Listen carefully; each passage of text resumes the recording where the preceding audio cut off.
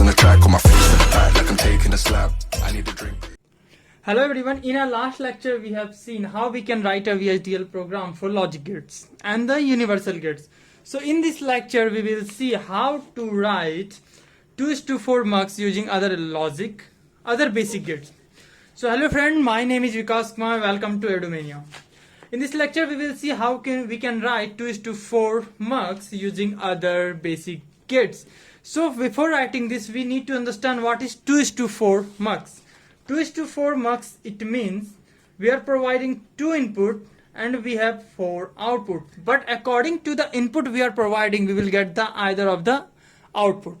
Like this is A, B, output like O1, O2, O3 and O4. If our input is 0, 0, then we will get O1. If our input is 0, 1, then we will get O2. If the input is 1, 0, we will get O3. If both the input is high, then we will get O4. This it means 2:4 mux.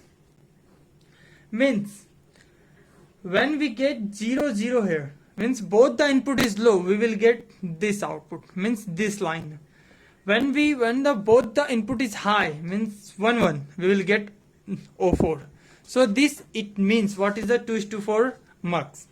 Now talking about how we can write this. So firstly, as we have defined, we have to define the library, and it is similar for most of the cases. Library IEEE, use IEEE std underscore logic underscore 1164 dot all semicolon. Library section has been entered. Now it's time to entity like mux, any name you can provide to them. Mux is. Now after that we define port. In our last video we have defined all these things. Now port. In port section we need only 2 input, so we will write A, B as the input, so we have to write in std underscore logic semicolon, and we need 4 output. So how we can write this? We can define like O1, O2, O3 and O4. These 4 we want as a output. So how we can write this? Out std standard logic, right parenthesis and semicolon. Port section has been done, so we have to end this entity and mux semicolon. Means 2 section has been completed, means library section we have done, entity section we have done. Now it's time to the architecture. So we will write architecture.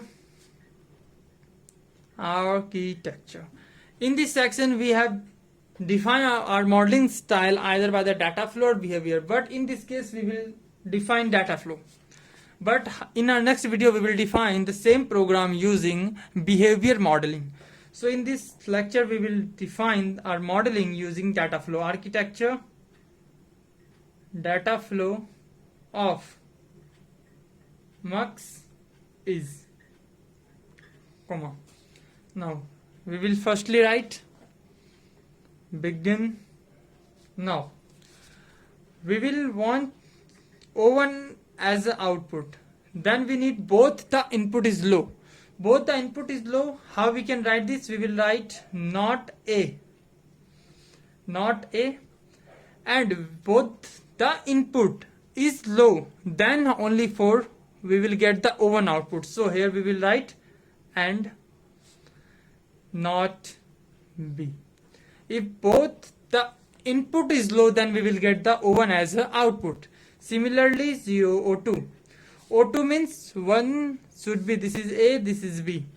Means one input should be low, other one is the high. So we will write not A means low and B means B had some point, means a higher value. Then we will get O2 as the output. Similarly for O3, 1, 0 means A and not B. When this condition is true, we will get O3 as a output. Now fourth one is O4, means we need both the input high, so A and B. When both the input is high, then we will get O4 as the output. So by using these method, we can get a 2:4 matrix, mux for using basic gates. Like here we are using NOT and these basic gates.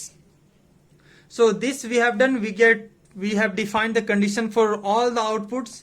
Now we have end the architecture, means end data flow, semicolon. Means we have done our program in VHDL by using basic gates to write 2:4 mux. Firstly, we have defined our library section, then whatever input and whatever variable we want to store input and output, that we have defined here. And lastly, we have defined our architecture section. In this section, we have defined how we can get O1, O2, O3, O4, these kind of things we have done. In our upcoming video, we will see how we can calculate half adder, full adder, half subtractor, full subtractor. That kind of program we will see in our next video. And in our upcoming video, we will also see the same program using behavior modeling that will basically give you an idea what is the difference between data flow and behavior, and your concept will be clear in when we have to use data flow and when we will use behavior modeling. So this kind of stuff is coming very soon in our channel, so please subscribe my channel, that's so that you can get the latest update whenever I upload my latest video. Thank you.